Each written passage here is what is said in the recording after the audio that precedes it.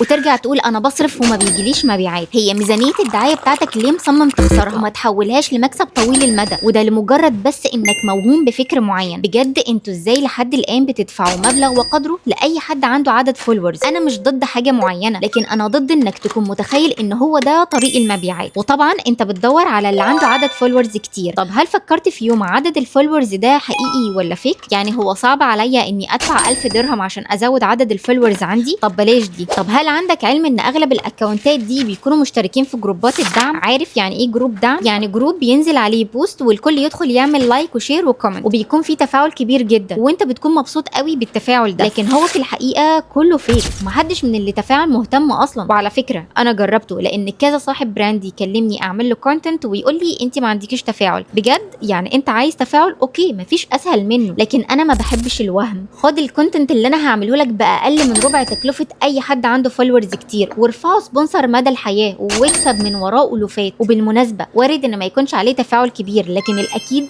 انه هيجيلك مبيعات مباشره، لان اللي هيشوف الكونتنت، تحديدا الكونتنت اللي انا هعمله مخصوص للمنتج بتاعك، بيكون حقيقي. والناس دلوقتي فاهمه وبتعرف تفرق بين الاعلان الصادق والاعلان الفيك. فلو انت مش بيفرق عندك التفاعل الفيك وبتهتم بالمبيعات الحقيقيه، اكتب لي نوع مجالك في الكومنت وهبعت لك نماذج حقيقيه تقدر تقارن بيها بين الاعلان الحقيقي اللي الناس لما تشوفه تصدقه، وبين الاعلان اللي يبان انه فيك.